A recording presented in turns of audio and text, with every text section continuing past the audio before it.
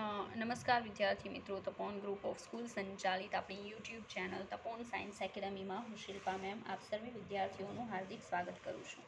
ચાલો, તો આપણું જે ચેપ્ટર છે બાયોમોલેક્યુલ્સ, બરાબર છે, એ બાયોમોલેક્યુલ્સમાં આપણે જોવાનું છે. હા, પહેલાં કહી દઉં કે ચેપ્ટર બાયોમોલેક્યુલ્સ લેક્ચર 6, બરાબર, JEE નીટ 29 સપ્ટેમ્બર. ઓકે, ચાલો, લાસ્ટ વિડીયો લેક્ચરની અંદર યાદ હોય તો આપણે dipeptide, tripeptide and polypeptide and then protein સુધી પહોંચ્યા હતા. ઓકે, હવે આપણે પ્રોટીન જે છે એ પ્રોટીનના ટાઈપ જોવાના છે. બહુ અગત્યનું છે, બરાબર, કોન્સન્ટ્રેટ કરવું. તો પ્રોટીન જે છે એના ટાઈપ ઇન ધ સેન્સ કે જ્યારે પ્રોટીન જે છે એના વિશે રિસર્ચ થતું હતું ત્યારે અલગ અલગ સાયન્ટિસ્ટ છે, બરાબર, એણે પોતપોતાની રીતે ટ્રાય કરી કે પ્રોટીન જે છે એને ડિવાઈડ કરી શકે, મીન્સ ક્લાસિફાઈ કરી શકે, બરાબર છે, કે how much types of protein R available in our body and what are their functions, બરાબર છે. તો એના માટે નોર્મલી ડિવિડેશન એવી રીતે, મીન્સ કે ક્લાસિફિકેશન એવી રીતે કરવામાં આવ્યું કે જેથી એને સમજવાનું ઇઝી પડે.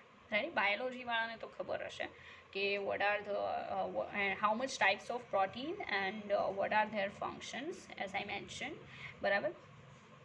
તો કહેવાનું એમ કે પ્રોટીનના જે ટાઈપ છે ને, બરાબર, એ ટાઈપમાં તમારે બે વર્ગીકરણ જોવાના છે. એમાં સેકન્ડ નંબરનું ડિફિકલ્ટ ઓર ટફ, બરાબર છે, પણ ફર્સ્ટ વન જે છે એ થોડુંક ઇઝી છે. આપણે આકૃતિને એવું જોશું, બરાબર છે, કે જેથી તમે એને સમજી શકો. રેડી? ઓકે, ચાલો.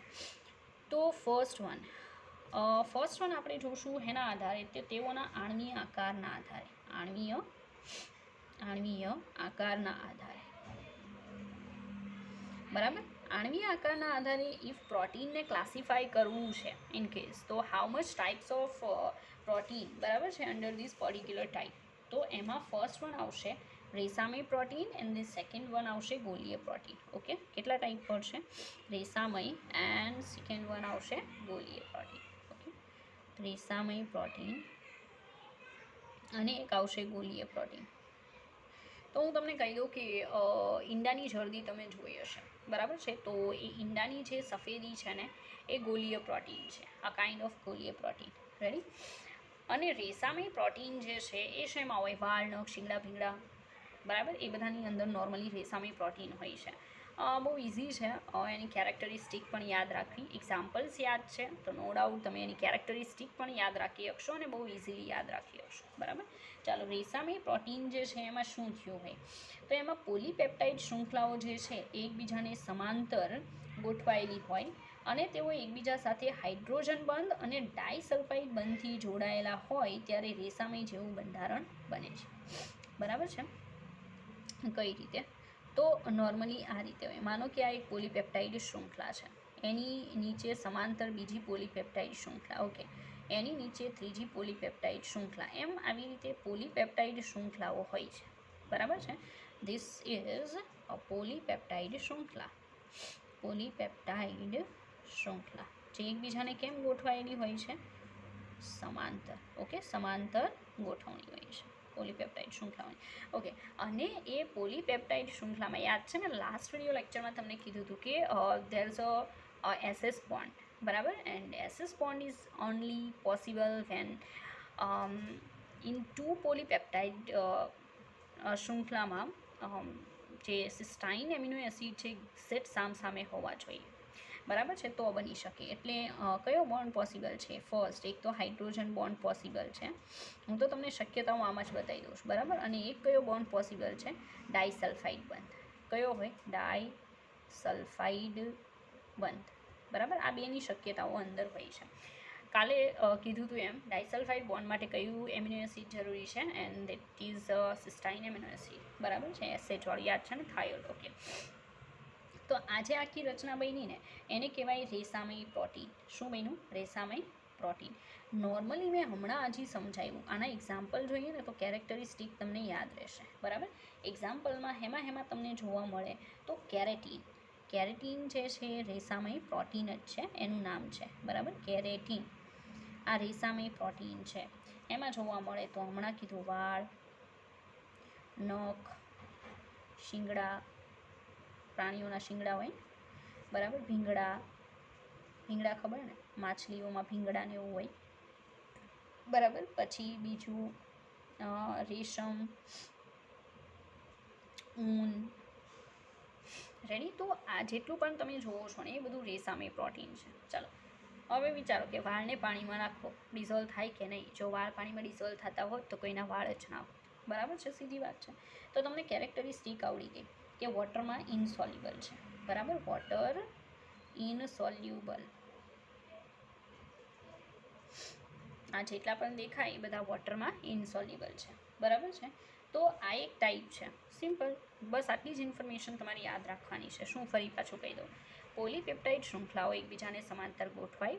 There are two types of bonds are possible here. First one is hydrogen bond and second one is શું આવશે? SS bond, disulfide bond. Okay. અને એમાં એક્ઝામ્પલની અંદર તમે કયું આપી શકો? કેરેટીન. બરાબર. કેરેટીન જે છે એ શામાં પ્રેઝન્ટ હોય? તો વાળ, નખ, શીંગડા, ભીંગડા, રેશમ, ઊન. બરાબર. એ બધા તાતણા જેવા હોય ને એ બધામાં આવશે. ઓકે. અને એ વોટર ઇનસોલ્યુબલ છે. સેકન્ડ એક્ઝામ્પલ છે માયોસિન. આ જે માયોસિન છે ને, બરાબર, એ મસલ્સમાં હોય. એમાં હોય મસલ્સમાં, સ્નાયુમાં. તો સ્નાયુઓમાં હોય છે. અને એક પ્રકારનું શું છે? પ્રોટીન જ છે, પણ કેવું? રેસામય પ્રોટીન છે. બરાબર છે. માયોસિન બાયોલોજીવાળાને ખબર હશે. રેડી. માયોસિન, માયોગ્લોબિન. રેડી. ઓકે. ચાલો હવે ગોલીય પ્રોટીનમાં જઈએ. નોર્મલી ગોલીય પ્રોટીનમાં શું હોય? તો એમાં ખાસ જોજો, જે પણ કહું છું એ. બરાબર. ગોલીય પ્રોટીનની અંદર એક પોલીપેપ્ટાઇડ શૃંખલા બહુ બધી જગ્યાએથી રાઉન્ડ શેપમાં વળી જાય અને જે આકાર રચે છે ને એને ગોલીય પ્રોટીન કહેવાય. નોર્મલી આ ગોલીય પ્રોટીન જે છે ને એ વોટર સોલ્યુબલ હોય છે. બરાબર. એમાં મેં પહેલાં જ કીધું, ઈંડાની જે સફેદી હોય કે નહીં, બરાબર છે, એ ગોલીય પ્રોટીનનું એક મીન્સ કે ગોલીય પ્રોટીન જ છે. એક્ઝામ્પલ મીન્સ કે આકૃતિ આ રીતે એક જ પોલીપેપ્ટાઇડ શૃંખલા હોય ને, બરાબર છે, એ આટલી બધી જગ્યાએથી વળી જાય આ રીતે રાઉન્ડ શેપમાં. બરાબર. ઢગલો થઈ જાય મતલબમાં. રેડી. મેગી હોય, મેગી તમે ખાતા જશો, એમાં એક લાંબી પેલી જે હોય ને એને શું કહેવાય? એક જ એની આખી શૃંખલા. બરાબર છે. એના આ રીતે આમ વાળી ગયો, એનો જે ઢગલો થઈ જાય એ ટાઈપનું હોય, એને ગોલીય પ્રોટીન કહેવાય. એમાં અહીંયા બોન્ડિંગ હશે. બરાબર. આમાં ખાસ કરીને જે બોન્ડિંગ જોવા મળશે એ બોન્ડિંગમાં મેજોરિટી હાઇડ્રોજન બોન્ડ પોસિબલ હોય છે. બરાબર છે. તો એ વસ્તુ ખાસ યાદ રાખવી કે હાઇડ્રોજન બોન્ડ પોસિબલ બનશે અને એના કારણે આમાં આ રીતે રચાયેલું હોય છે. ઓકે. આ ગોલીય પ્રોટીન છે. ચાલો, એક જ પોલીપેપ્ટાઇડ શૃંખલા એક કરતાં વધારે સ્થાનોએ વળી જાય અને ગોલીય પ્રોટીન બનાવે છે. આનું કેરેક્ટરિસ્ટિકમાં યાદ રાખવાનું કે વોટર સોલ્યુબલ. બરાબર. પાણીમાં કેવું હોય છે? દ્રાવ્ય હોય છે. એ વોટર સોલ્યુબલ છે. એક્ઝામ્પલની અંદર શું આવશે? ઇન્સ્યુલિન. ઇન્સ્યુલિન આઈ થિંક બાયોલોજીવાળાને ખબર હશે. બરાબર. અ કાઇન્ડ ઓફ કેમિકલ છે which is synthesized by our body. તો ઇન્સ્યુલિન જે છે એ, એન્ડ બીજું છે આલ્બ્યુમિન, ઈંડાની સફેદી. આલ્બ્યુમિન લખવામાં સમસ્યા થઈ. ચાલો, તો ઇન્સ્યુલિન અને આલ્બ્યુમિન. રેડી. ચાલો, તો હવે મારા ખ્યાલથી ઇવન ગુજરાત બોર્ડમાં પણ તમારે એવું વાંચવું નહીં પડે, મેં એવી રીતે એક્સપ્લેન કર્યું છે. રેડી. આટલું જોઈ જશો ને તો ગુજરાત બોર્ડની આખી થિયરી આવી જશે. પછી છે છાછું ખાલી લગાવવાનું રહેશે પાછું. ઓકે. ચાલો, તો આ ટાઈપ તમે કોના આધારે જોયા? આણ્વીય આકારના આધારે. આગળ વધીએ. હવે પછી જે આવે છે ને, it I said earlier that be difficult for you, કારણ કે એને થોડુંક સમજવું પડશે. ઓકે. ચાલો, સેકન્ડ ટાઈપ જે છે એ આવશે બંધારણ જે છે, બરાબર છે, એનો અભ્યાસ નોર્મલી થયો અને એના જે બંધારણ છે એના આકાર અને બંધારણ બંને ઉપરથી એના ટાઈપ પાડવામાં આવ્યા, ક્લાસિફિકેશન કરવામાં આવ્યું. બરાબર. તો બંધારણ બેઝ.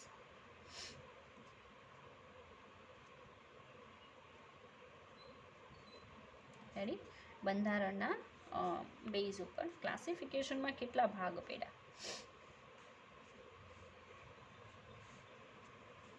કેટલા ભાગ પડ્યા? 4. બરાબર. 4 ભાગ કહી દઉં. પહેલું જે છે એને કહેવાય પ્રાથમિક બંધારણ દર્શાવતું પ્રોટીન. એકદમ સિમ્પલ લેવલનું. કેવા લેવલનું? સિમ્પલ. બરાબર છે. એમાં કોઈ ઝાઝા એટલા બોન્ડ નહીં હોય, કોઈ જટિલતા નહીં હોય. જેમ જેમ જટિલતા વધતી જશે ને એમ ટાઈપ આગળ વધશે. ઓકે. પ્રાથમિક. પછી જે આવશે એને કહેવાય દ્વિતીયક બંધારણ. કેવું આવશે? Secondary structure. ત્યાર પછી આવશે તૃતીયક બંધારણ દર્શાવતું પ્રોટીન, બરાબર છે. અને છેલ્લે આવશે ચતુર્થક બંધારણ દર્શાવતું પ્રોટીન. નોર્મલી કેવું થશે, અહીંથી તમે આમ જાશો ને એટલે શું વધતી જશે? જટિલતા વધતી જશે. એના સ્ટ્રક્ચરમાં જે જટિલતા હોય ને એ વધશે. રેડી? પછી અહીંયા તો ખાલી શું હશે? પોલીપેપ્ટાઇડ શૃંખલા હશે. There are no any other kinds of other elements are present in primary types of protein, બરાબર. પણ જેમ જેમ તમે પ્રાથમિકથી ચતુર્થક તરફ જાશો ને એમ અંદર મેટલ પણ ઉમેરાશે, ચોક્કસ શેપ આવતો જશે. There are more than 2 types of bond present આવશે, બરાબર છે. બહુ બધું જોવા મળશે. તો એ રીતે આપણે કહી શકીએ કે બંધારણના આધારે ટોટલ કેટલા ટાઈપ આવશે? 4. પ્રાથમિક, દ્વિતીયક, તૃતીયક, ચતુર્થક. રેડી? આગળ જોઈએ. હવે બધા આપણે ડીપમાં જોવાના છે. ચાલો તો 1 મિનિટ. ઓકે, ફર્સ્ટ આપણે સ્ટાર્ટ કરીએ પ્રાથમિક બંધારણ. પ્રાથમિક બંધારણ, બરાબર. પ્રાથમિક બંધારણ દર્શાવતું પ્રોટીન. તો નોર્મલી કયા ટાઈપના પ્રોટીનની અંદર આવું પ્રાથમિક સ્ટ્રક્ચર જોવા મળે? તો આપણે એમ કહીશું કે પ્રોટીન સંયોજનો જે છે એ એક અથવા તો વધારે પોલીપેપ્ટાઇડ શૃંખલાઓ ધરાવે છે, આ ટાઈપનું પ્રોટીન, બરાબર.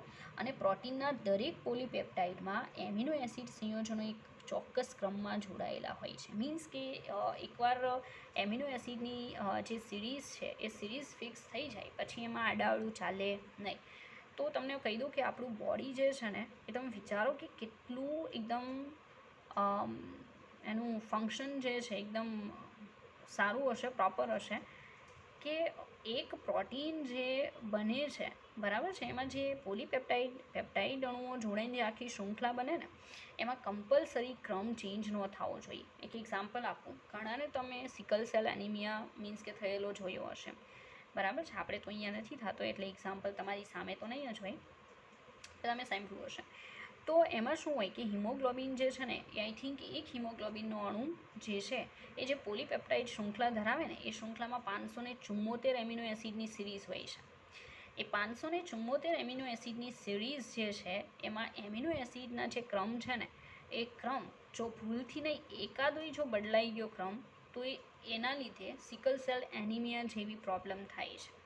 સિકલ સેલ એનિમિયામાં શું થાય કે આપણા જે બ્લડ સેલ્સ હોય, બરાબર છે, એનો શેપ ચેન્જ થઈને દાંતરડા જેવો થઈ જાય, સમથિંગ દેટ છે. તો એવી પ્રોબ્લેમ ખાલી ક્રમ બદલાવાથી પોસિબલ બને છે. રેડી? તો આપણું બોડી કેટલું સારી રીતે ફંક્શન કરતું હશે, કારણ કે પ્રોટીન તો આપણા બોડીમાં પ્રોડ્યુસ થયા જ કરતા હોય છે, બરાબર. અને એનું કામ કોણ કરતું હોય છે? તો ડીએનએ જે છે એ સંદેશો આપે કે ભાઈ આ પ્રોટીન બનાવવાનું છે અને આરએનએ બનાવે તો આરએનએ કેટલું સારું કામ કરે છે, બરાબર. ચાલો, પ્રાથમિક બંધારણમાં મેં તમને કીધું એમ કે શું આવશે? ફર્સ્ટ ઓફ ઓલ કે એક અથવા તો વધારે પોલીપેપ્ટાઇડ શૃંખલા. બહુ સિમ્પલ, એક ઓર વધારે પોલીપેપ્ટાઇડ શૃંખલા.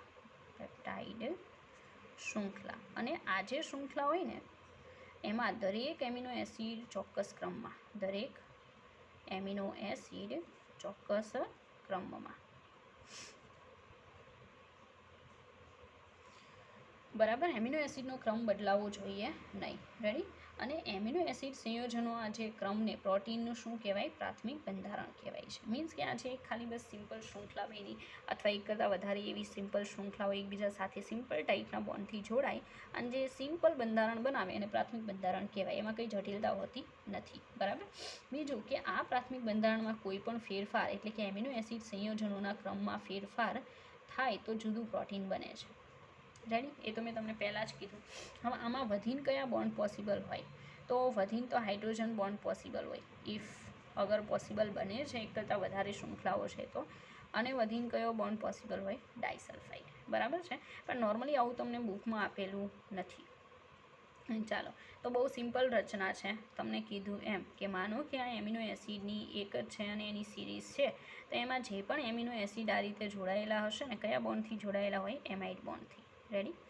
એનો ક્રમ ક્યારેય બદલાવવો જોઈએ નહીં. અહીંયા એ છે, અહીંયા બી છે, ફરી પાછું અહીંયા સી છે, પાછું એ આવે, બી આવે, સી આવે. તો આ સિરીઝ છે, સિરીઝમાં ફેર પડવો જોઈએ નહીં.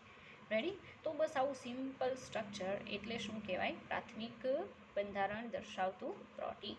ઓકે, ચાલો સેકન્ડ જઈએ. હવે આવશે દ્વિતીયક બંધારણ ધરાવતું પ્રોટીન.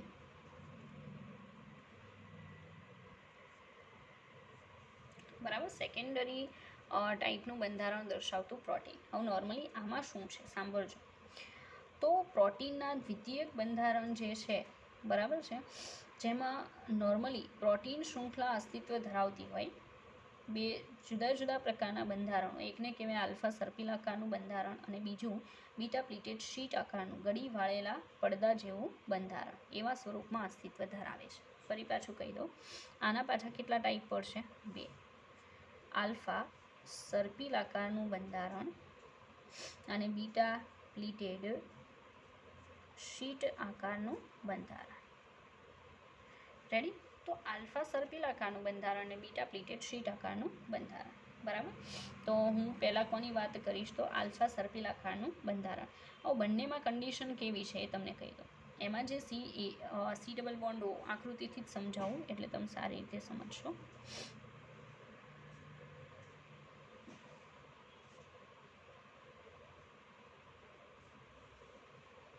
બરાબર, આ રીતે હોય છે.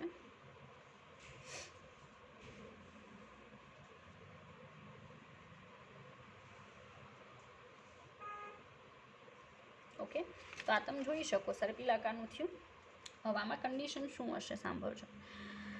કે માનો કે આ એ છે, એ પછી કયો બોન્ડ હશે? સી ડબલ બોન્ડ ઓ, અને પછી શું હશે? NH હશે. રેડી? આવી રીતે હશે. સેમ કન્ડિશન પછી બી આવતું હશે અને પાછું જે બી આવતું હોય. રેડી? તો અહીંયા શું આ જે દેખાય ને, અહીંયા N, અહીંયા H, બરાબર, આ સી ડબલ બોન્ડ ઓ. તો આનો ઓક્સિજન આના હાઇડ્રોજન સાથે, આનો હાઇડ્રોજન આના ઓક્સિજન સાથે કયા બોન્ડથી જોડાતા હશે? હાઇડ્રોજન બંધથી જોડાય છે. રેડી? હાઇડ્રોજન બોન્ડથી જોડાય. એવી જ રીતે અહીંયા માનો કે આ સી ડબલ બોન્ડ ઓ આવે છે, અહીંયા શું આવે છે? N અને H. તો અહીંયા આ જે સી ડબલ બોન્ડ ઓ ત્યાંના હાઇડ્રોજન સાથે, અહીંયા શું આવતું હશે? H. તો અહીંયા પણ કયો બોન્ડ બનશે? Hydrogen bond. રેડી? એમ કરીને આખી જે પોલીપેપ્ટાઇડની શૃંખલા હોય ને, એ શૃંખલામાં જ્યાં જ્યાં આ રીતે પોસિબલ બનતું હોય, એક જે યુનિટ છે એ યુનિટનો સી ડબલ બોન્ડનો ઓક્સિજન એ બીજા સામેવાળા એમિનો એસિડના NHના હાઇડ્રોજન સાથે કયો બોન્ડ બનાવે? Hydrogen bond. એમ કરીને આવા હાઇડ્રોજન બોન્ડ પોસિબલ બને અને એક પોલીપેપ્ટાઇડ શૃંખલા જે છે ને એમાં સર્પિલ આકારમાં ગોઠવાઈ જાય. ત્યારે જે બને છે એને કહેવાય આલ્ફા સર્પિલ આકારનું બંધારણ દર્શાવતું પ્રોટીન. બરાબર, અને આ હાઇડ્રોજન બોન્ડના કારણે જ આ જે શૃંખલા છે એ નિયમિત વળાંકના લીધે ઉત્પન્ન થાય છે. બરાબર, એક અત્યંત સામાન્ય માર્ગ છે જેમાં પોલીપેપ્ટાઇડ શૃંખલા શક્ય બધા હાઇડ્રોજન બંધ બનાવે છે. એ તો તમને સમજાઈ દીધું. બરાબર, પોલીપેપ્ટાઇડ શૃંખલા જમણા હાથના સ્ક્રૂની સર્પિલ રીતે વળેલી હોય છે. હવે સિમ્પલ વસ્તુ છે તમારી સામે જ. બરાબર, એમિનો એસિડના અવશેષ NH સમૂહમાં દર્શાવ્યા મુજબ પોલીપેપ્ટાઇડ શૃંખલાના પડોશી વળાંકના સી ડબલ, એ સિમ્પલ છે. એક વળાંકની અંદર જે એક એમિનો એસિડનો સી ડબલ બોન્ડ ઓ છે એ બીજા વળાંકના NHના હાઇડ્રોજન સાથે શું બનાવે? હાઇડ્રોજન બોન્ડ બનાવે. બસ આટલી સિમ્પલ વસ્તુ છે. અને આવું જે સ્ટ્રક્ચર બને છે, ખાલી કયો બોન્ડ હોય? Hydrogen bond. રેડી? એને આલ્ફા સર્પિલ આકારનું બંધારણ દર્શાવતું પ્રોટીન કહેવાય. રેડી? ચાલો આગળ વધીએ. બીટા પ્લીટેડ શીટ આકારનું બંધારણ દર્શાવતું પ્રોટીન. હવે આમાં કેવું હશે? એક કરતાં વધારે પોલીપેપ્ટાઇડ શૃંખલાઓ જે છે, બરાબર, એક કરતાં વધારે પોલીપેપ્ટાઇડ શૃંખલાઓ એકબીજાને સમાંતર ગોઠવાય અને એની વચ્ચે પછી બોન્ડ ફોર્મેશન થાય. રેડી? ચાલો, તો એનું આપણે જોઈએ. તો એનું સ્ટ્રક્ચર જો જોઈએ ને તો કઈ રીતે આવે એ કહી દઉં. કે નોર્મલી માનો કે આ કાર્બન છે, બરાબર, એ કાર્બન સાથે અહીંયા R છે, અહીંયા H છે, બરાબર, અહીંયા માનો કે N છે, અહીંયા સી ડબલ બોન્ડ O છે, અહીંયા N, અહીં શું આવશે? H, અહીં H હશે. બરાબર, ફરી પાછું શું થશે? આ C છે, R, અહીંયા H, પણ હવે અહીંયા શું આવશે? C double bond O. Ready? અંદર આવશે NH, દેખાય ને?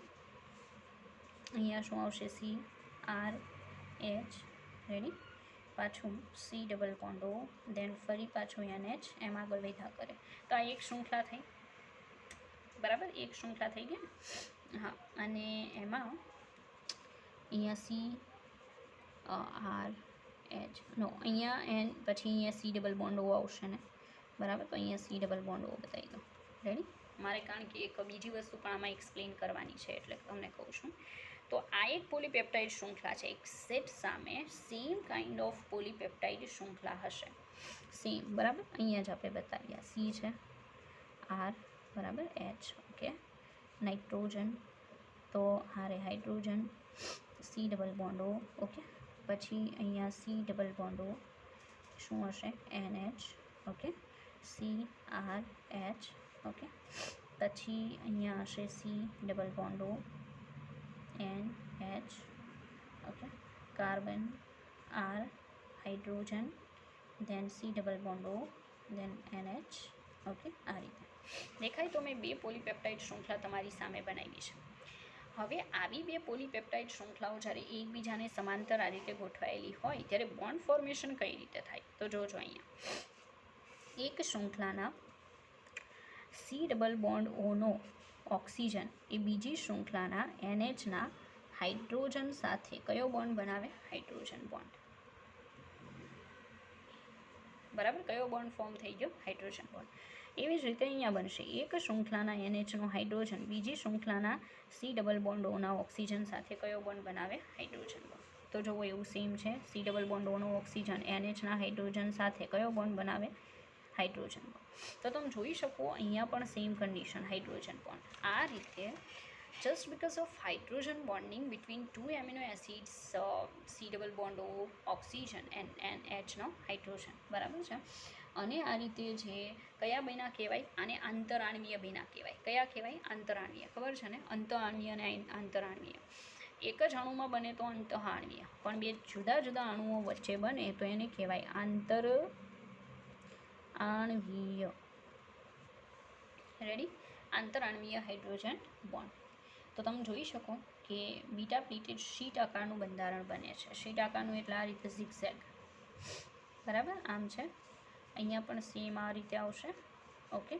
એની વચ્ચે બોન્ડ ફોર્મેશન થાય આ રીતે.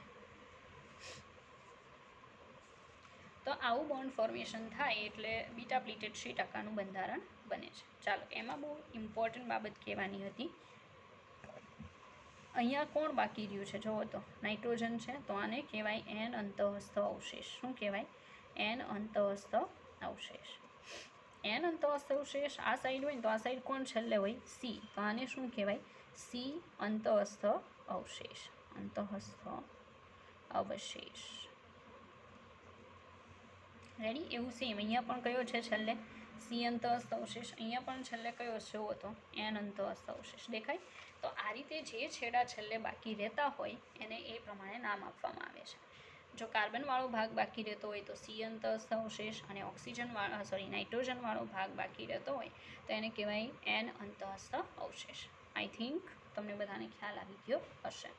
રેડી? ચાલો, તો આગળ વધીએ. નોર્મલી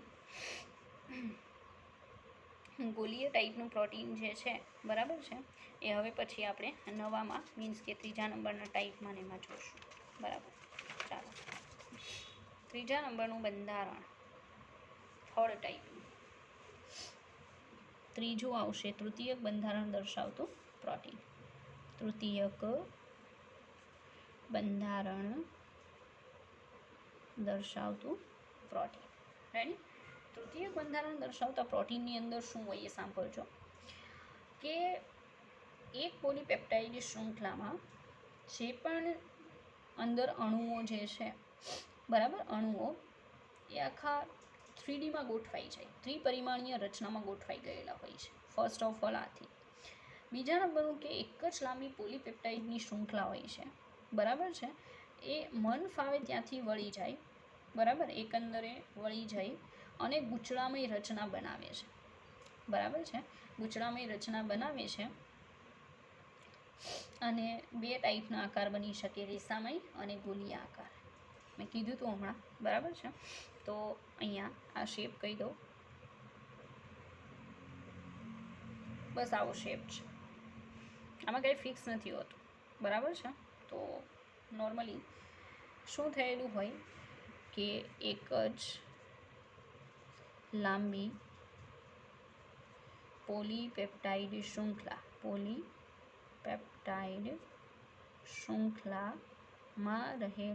શૃંખલામાં રહેલા એમિનો એસિડ ત્રિપરિમાણીય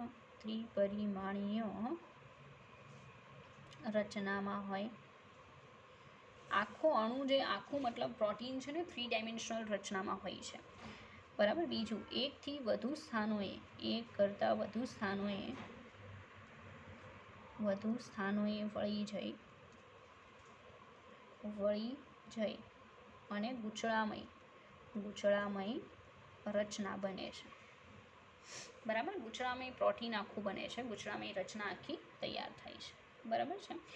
તો એમાં 2 પોસિબિલિટી છે, એક તો રેસા બની શકે ઓર ગોલીય પ્રોટીન બની શકે, બરાબર. બાકી આવું જ બનશે, આમાં કંઈ સ્પેશિયલ શેપ જેવું કંઈ હોતું નથી, એ તમારે ભૂલી જવાનું. Ready.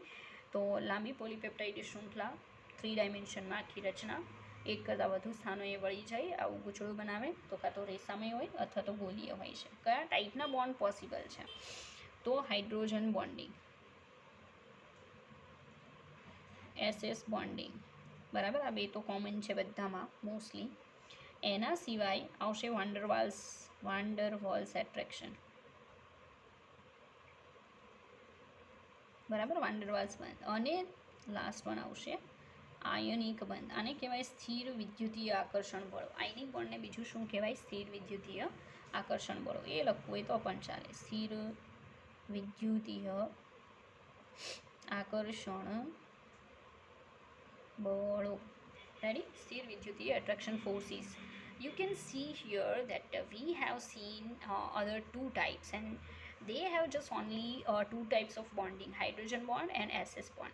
But in this type of structure, we have 4 types of bonds, and they are hydrogen bond, SS bond, van der Waals bond, and last one is Steer Vidyutiya Akarshan bond. બરાબર, electrostatic force. Okay. તો તમે જોઈ શકો કે આ ટાઈપની આખી રચના હોય છે, કોઈ શેપ આપણે ના બતાવી શકીએ. સેકન્ડ થિંગ કહી દઉં કે સેકન્ડરી અને ટર્શરી બંધારણોને સ્થાયી બનાવે છે, ખાસ કરીને સ્થિર વિદ્યુતીય એટ્રેક્શન ફોર્સિસ છે, બરાબર, એ દ્વિતીયક અને તૃતીયક બંધારણોને શું બનાવે? બહુ સ્ટેબલ બનાવે છે, બરાબર. તો આમાં માયોગ્લોબિન એક્ઝામ્પલમાં આવશે. શું આવશે? માયોગ્લોબિન હેમાં હોય? મસલ્સમાં હોય, સ્નાયુઓમાં, બરાબર છે. તો આ એનું એક્ઝામ્પલ છે માયોસિન ઓર માયોગ્લોબિન. રેડી. ચાલો, તો જોઈ લીધું. ચોથા નંબરનું જોઈએ, 4th. એ આવશે ચતુર્થક બંધારણ દર્શાવતું પ્રોટીન. ચતુર્થક બંધારણ દર્શાવતું પ્રોટીન. આ લાસ્ટ વન ટાઈપ છે પ્રોટીનનો, બરાબર છે. અને આમાં શું હોય છે તો સાંભળજો. 2 અથવા તો વધારે પોલીપેપ્ટાઇડ શૃંખલાઓ, બરાબર છે, ચોક્કસ આકારમાં ગોઠવાય છે, બરાબર. અવકાશીય ગોઠવણી જે મતલબ ચોક્કસ આકારમાં ઉપસે છે એને ચતુર્થક બંધારણ દર્શાવતું શું કહેવાય? પ્રોટીન કહેવાય, બરાબર છે. અને આ જે પ્રોટીન છે, રેડી, એ પ્રોટીનનું સારું એવું એક્ઝામ્પલ જે છે એ આપણી પાસે છે, અને એ છે હિમોગ્લોબિન, બરાબર. તમારી બુકની અંદર ચતુર્થક અને તૃતીયક ને એવા બંધારણ દર્શાવતા નોર્મલી પ્રોટીન તમને આપેલા છે, બરાબર છે. તો આ ચતુર્થક એવું છે કે જેમાં ચોક્કસ શેપ જોવા મળે છે, બરાબર. તો ચતુર્થક બંધારણમાં શું હોય એ કહી દો. 2 અથવા વધુ પોલીપેપ્ટાઇડ શૃંખલાઓ, 2 અથવા તો વધારે પોલીપેપ્ટાઇડ શૃંખલાઓ ચોક્કસ આકારે ગોઠવાય છે, ચોક્કસ આકારમાં ગોઠવાય છે,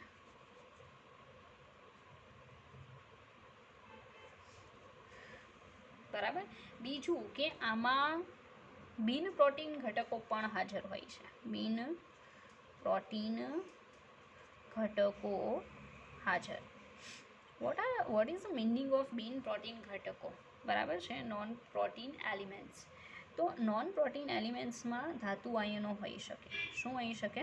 ધાતુ આયનો. Like I have told you that there's an example of hemoglobin which is very opt example for this type of structure, એટલે હિમોગ્લોબિન. તો હિમોગ્લોબિન જે છે એનું સ્ટ્રક્ચર કેવું બને કહી દો. આ ટાઈપનું બનશે. એમાં માનો કે આલ્ફા પોલીપેપ્ટાઇડ શૃંખલા છે, તો અહીંયા બીટા આવશે, પોલીપેપ્ટાઇડ શૃંખલા, આ બીટા, અને વચ્ચે અંદર Fe2+, શું આવશે? Fe2+.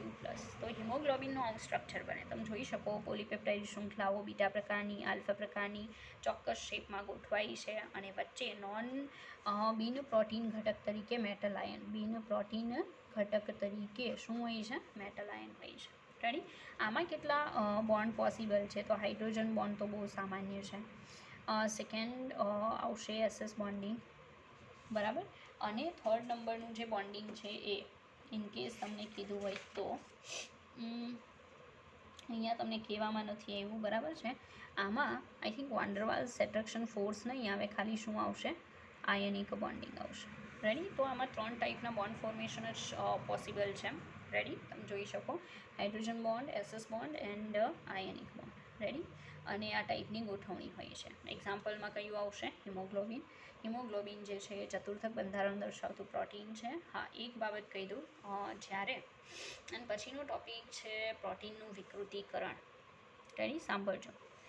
જ્યારે તમે પ્રોટીન લ્યો છો, બરાબર છે, એના ઉપર ટેમ્પરેચર એપ્લાય કરો, એસિડ એપ્લાય કરો, સમટાઈમ્સ બેઝ એપ્લાય કરો, બરાબર છે, તો ત્યારે પ્રોટીન જે છે ને પોતાની કેરેક્ટરિસ્ટિક ગુમાવે છે.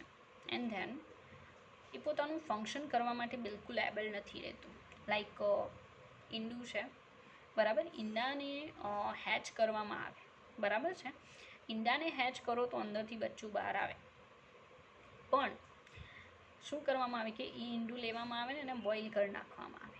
બોઇલ કરો એટલે અંદરનું જે રેસામય પ્રોટીન હતું ને, બરાબર, ગોલીય પ્રોટીન હતું ને, એ એમાં ફેરવાઈ જાય રેસામય પ્રોટીનમાં. પછી એને ગમે એટલું હેચ કરો, એમાંથી કાંઈ બહાર આવશે નહીં, because we have completely change the total structure of the particular protein, બરાબર છે. મીન્સ કે આપણે એ પ્રોટીનનું જે બંધારણ હતું ને ગોલીય પ્રકારનું, એને બદલીને કેવું કરી નાખ્યું? રેસામય કરી નાખ્યું. ચાલો એ પણ કહી દો. ઈંડાની સફેદી જે છે એ આવું સ્ટ્રક્ચર ધરાવે છે, બરાબર છે. આમાં કીધું હતું આપણે આલ્બ્યુમિન. તો એને આપણે ગરમ કરીએ ને તો એ આમાં ફેરવાઈ જાય. આપણે કીધું હતું ને કે આ વોટર સોલ્યુબલ છે, પણ એ આમાં ફેરવાઈ જાય તો એ કેવું થઈ જાય? વોટર ઇનસોલ્યુબલ. રેડી? તો એને પ્રોટીનનું શું કહેવાય? વિકૃતિકરણ કહેવાય. શું કહેવાય? પ્રોટીનનું વિકૃતિકરણ. તો બહુ સિમ્પલ વસ્તુ છે પ્રોટીનનું વિકૃતિકરણ એટલે શું. રેડી? તો મેં તમને સમજાવ્યું એમ કે પ્રોટીન જે છે એ નોર્મલ કન્ડિશનમાં જે કેરેક્ટરિસ્ટિકમાં અને જે સ્ટ્રક્ચરમાં અસ્તિત્વ ધરાવે છે એમાં આપણે ચેન્જ લાવી દઈએ. કઈ રીતે લાવી શકાય? એસિડ એપ્લાય કરી શકાય, બેઝ એપ્લાય કરી શકાય, બરાબર છે. બીજું ટેમ્પરેચરમાં ચેન્જીસ લાવી શકાય. જો એવા બધા આપણે ચેન્જીસ કરીશું તો ચોક્કસથી પ્રોટીન જે છે ને એ પોતાનું આખું બંધારણ બદલી નાખશે. પ્રોટીન પોતાનું આખું બંધારણ બદલશે તો એ પોતાની કેરેક્ટરિસ્ટિક જે છે એ શું કરશે? ગુમાવશે. અને એની કેરેક્ટરિસ્ટિક જેવી ગુમાવાઈ જશે એટલે એ પોતાની જે જૈવ રાસાયણિક પ્રક્રિયા કરવાનું હતું ને, બરાબર છે, બાયોલોજિકલ જે ફંક્શન હતું એનું, એ ફંક્શન કરવા માટે એ બિલકુલ સક્ષમ રહેશે નહીં, અને એને કહેવાય પ્રોટીનનું વિકૃતિકરણ, બરાબર. ચાલો, તો હવે પછીનો આપણો જે ટોપિક છે એ છે પ્રોટીનનું વિકૃતિકરણ. ચાલો, પ્રોટીનના વિકૃતિકરણની અંદર કઈ કઈ બાબતો સંકળાયેલી છે, બરાબર. તો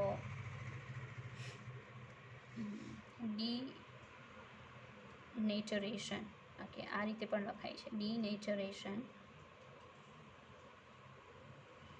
બરાબર. એને કહેવાય પ્રોટીનનું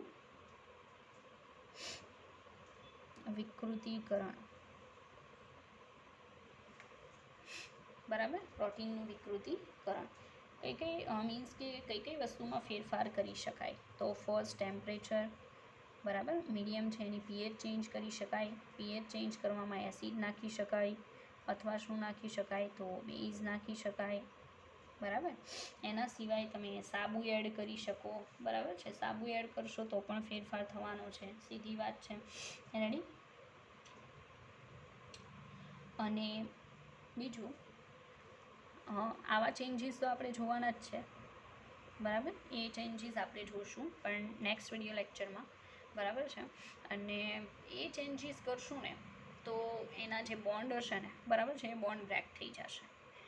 અને ઘણીવાર એવું બની શકે એ બોન્ડ બ્રેક થવાના જ છે, એ તો ફાઇનલ છે. એટલે આખું જે જટિલ રચનાવાળું હોય ને, લાઈક માનો કે તૃતીયક બંધારણવાળું છે આવું પ્રોટીન, બરાબર. અને તમે ગરમ કરો છો, એનું ડીનેચરેશન થાય છે, તો એમાંથી શું બની જાય? આવી રીતે પ્રાથમિક રચનાવાળામાં ફેરવાઈ જશે, બરાબર. એટલે ડીનેચરેશન પ્રાથમિકનું તો પોસિબલ નથી, કારણ કે પ્રાથમિક એટલે શું? એકદમ સિમ્પલ રચના, બોન્ડ ફોર્મેશન સિમ્પલ ટાઈપનું, બરાબર. એનું તમે ડીનેચરેશન કરશો પ્રાથમિકવાળાનું તો નહીં થાય. પણ તૃતીયક છે, સેકન્ડરી છે, ટર્શરી છે, એનું ડીનેચરેશન પોસિબલ છે. એવી આ જટિલ રચનામાંથી સિમ્પલ રચનામાં ફેરવાઈ જશે, બરાબર છે. તો બસ આ વસ્તુ ઇમ્પોર્ટન્ટ છે, આમાં ધ્યાન આપવાનું છે, બરાબર. પણ આપણે નેક્સ્ટ ટાઈમ જોશું વિથ આકૃતિ. આઈ થિંક તમારે આકૃતિ સાથે તો નહીં આવ્યું હોય. રેડી. ચાલો, તો નેક્સ્ટ વિડીયો લેક્ચરમાં આપણે પ્રોટીનનું વિકૃતિકરણ છે બહુ ડીપમાં જોશું. અને આઈ થિંક એ ફિનિશ થશે ને એટલે આપણું પ્રોટીન ફિનિશ.